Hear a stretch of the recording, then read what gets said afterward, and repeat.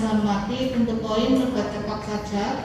Yang sudah siang. Jadi ceritanya kemarin ada uji petik dari auditor internal BKKBN dan di dalamnya yang terdapat memang di Tanjung Sari dan Rongkok. Alhamdulillahirrabbilalamin. Yang Rongkok izin hari ini. Ada beberapa yang perlu saya sampaikan terkait hal itu. Sebenarnya kemarin pesan dari ini untuk kalau menurut saya lebih ke Pak Amir yang banyak mendapatkan feedback karena kita di tingkat lapangan hanya sebagai pelaksana. Betul. Tapi ini sekaligus mengambil kesempatan untuk matur kepada Pak Amir gitu ya. Yang pertama bahwa BOKB sebetulnya sudah ada juknis perkanya ya, perka nomor 19 tahun 2000, perka nomor 11 tahun 2019. Jadi semua aturan main termasuk besaran dana, termasuk pada berapa jenis kegiatannya apa saja itu sudah ada di dalam perka tersebut. Hanya boleh jadi bahwa selaku PPTK di tingkat OPD memang mendapatkan kewenangan untuk kemudian menyesuaikan dengan kondisi di masing-masing daerah. Kemudian beberapa masukan yang kemudian kemarin kami dapatkan adalah pertama pada hal-hal yang konseptual bahwa pelaksanaan BOKB di Kabupaten Gunung Kidul belum sepenuhnya sesuai dengan perka. Kemarin ada, tetapi sudah dijelaskan sekilas karena Pak Amir itu cuma datang sebentar kemudian meminta saya ngadepi sendiri.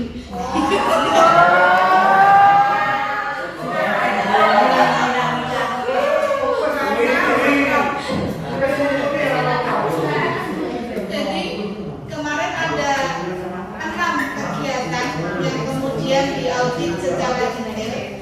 Dari 6 kegiatan itu 2 kegiatan yang belum ada di Gunung Kidul. 6 kegiatan yang dimaksud adalah yang pertama staff meeting, yang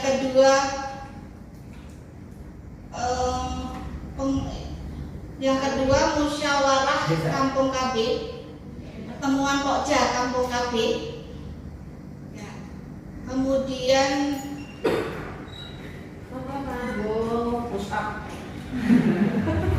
utamanya rapat teknis itu ya. Jadi 6 kegiatan itu kan ada 2 kampung KB, kemudian staff meeting itu.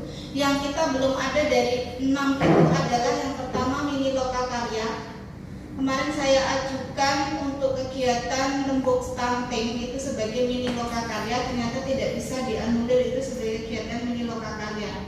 Kemudian yang kedua musyawarah kelurahan ya, tapi di situ bahasanya masih musren di kampung KB.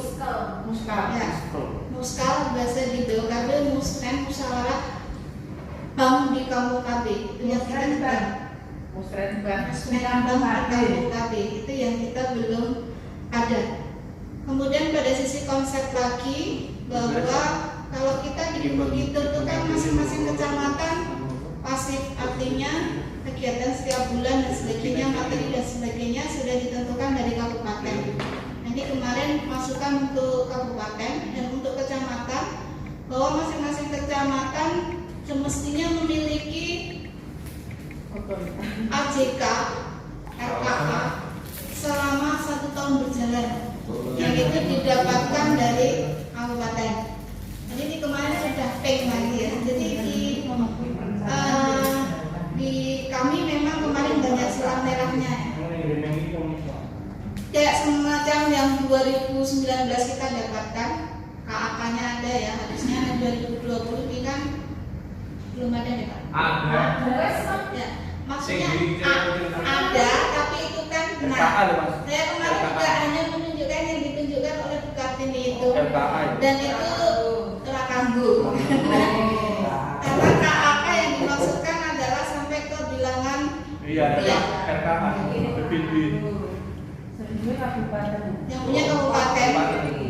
yang punya kabupaten, nah itu bukan kabupaten memberikan yang tingkat kabupaten ke kecamatan, tidak, tetapi masing-masing kecamatan memiliki yang itu breakdown di wilayahnya masing-masing.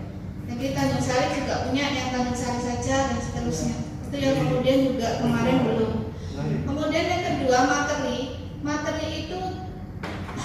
sedapat mungkin juga disesuaikan di perka.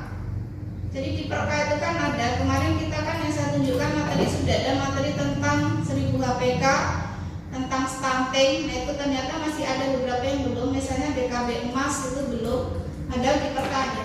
Jadi materi-materi yang di perka itu jelas ada, harapannya memang bisa dipenuhi dalam tahun ini. Nah karena selama ini kita juga dapatkan materi dari kabupaten, mungkin itu juga kembali ke Pak Amir. Kemudian selanjutnya, masing-masing jenis kegiatan itu apa sudah ada deskripsinya di perka. Jadi kayak misalnya pengolahan data. Nah selama ini saya bikin notulen itu kan ya sebatas mencukupi kebutuhan SPJ. Nah itu akhirnya ya wes kamu nih gitu ya. Karena misalnya di pengolahan data itu kan sudah ada. Saya juga baru baca setelahnya baru ngeprint gitu ya. Di perkanya kayak apa sih?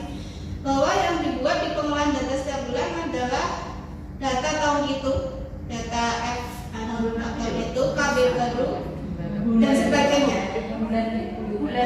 Jadi kayak misalnya kita ya kayak rekap bulan itu, KB baru bulan itu, kondisi kontrasepsi bulan itu,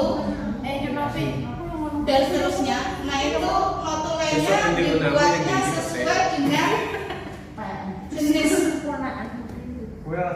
deskripsi teknis pengolahan data ini, staff meeting ini. Misalnya staff meeting kok undang dari luar, ya yang dari luar itu logis enggak itu sebagai bagian dari internal. Karena kalau staff meeting adalah urusannya internal balai KB. Nah seperti itu. Kecamatan gitu. Kemudian yang operasional kader kemarin alhamdulillah lolos untuk operasional kader. Cuma yang kemudian yang satu yang berbasis data itu adalah posisi notulen dan posisi pekerjaannya adalah pengumpulan, rekapitulasi, kompilasi data dalam 3 bulan berjalan. Kalau saya kan misalnya orang ngumpul-ngumpul banyak tugas nggak ya. ada notulennya ya, karena kita nggak ada SPPD dan itu Hah? toh. Nah, tetapi ketika ditanya kegiatannya apa, itu harapannya di tingkat kecamatan itu ada. Belum pakai tugas di rumah. Dan itu adalah hasil dari semacam Ya belum bukan. kalau kami kan yang dibuat visum kadum itu akhirnya larinya ke KIE. Jadi kayak misalnya kader yang rombongan itu ke sana menyampaikan materi tentang sebuah KPK. Nah itu bisa kalau di kegiatan KIE, tapi untuk yang SPPD 250 isinya adalah lebih pada kompilasi, analisa data di wilayah kerja dalam 3 bulan berjalan.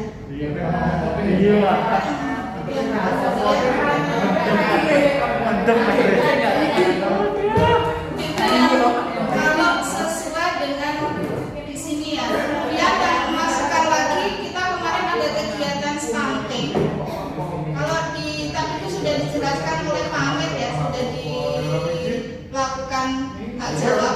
Sebetulnya kegiatan stunting itu juga di Kampung KB. Jadi bukan kalau kita kan diambil lokus stunting.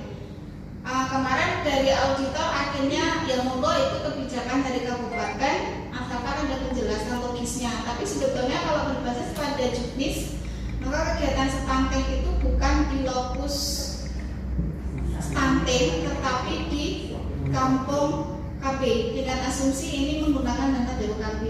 Jadi memang biaya operasional kegiatan KB dan seterusnya nanti monggo dicermati piyambak. Nah untuk yang praktis dan ini adalah pertama sasaran itu harus jelas.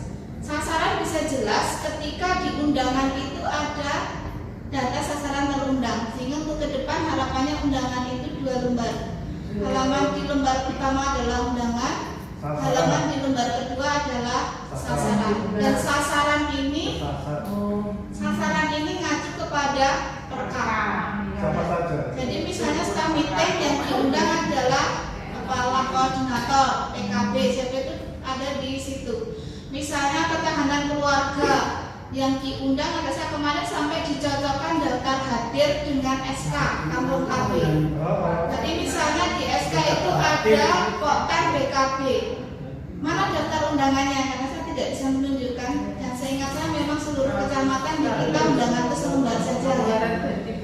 itu kemudian dicek ketua BKB-nya datang enggak gitu loh, ketua BKB-nya datang enggak, datang. Dari mana bisa menunjukkan? Saya menunjukkan datang hadir. Ini ketua BKB-nya. Dari mana saya tahu kalau ini ketua BKB-nya? Kalau di undangan tidak ada data sasaran adalah ketua BKB. Jadi kan semacam itu. Yang pertama, monggo nanti di kabupaten ya kita ngikut saja. Yang pertama yang secara teknis adalah undangan 2 lembar. Dengan lembar kedua berisi sasaran. Kemudian yang kedua notulen.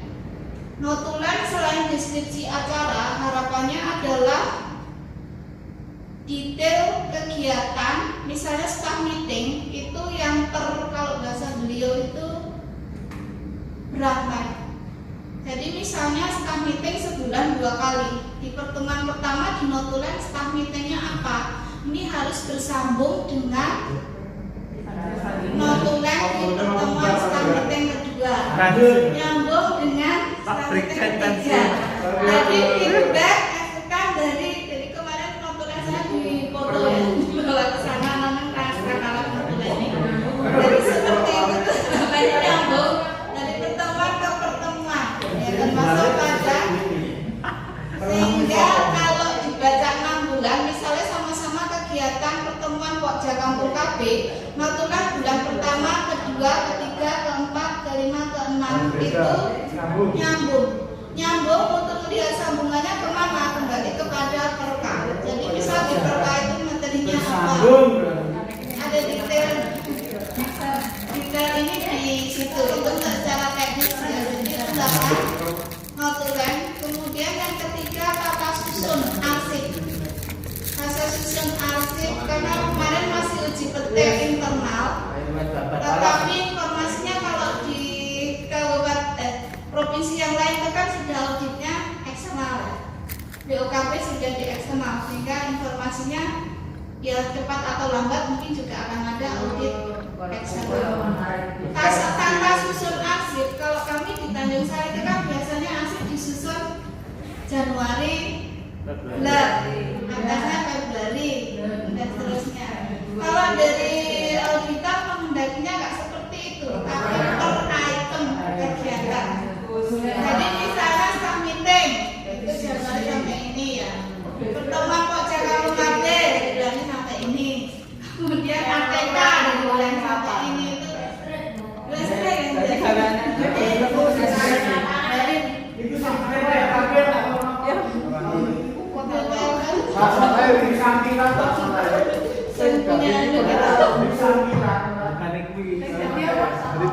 jadi ada kata letak dan kata susun ya.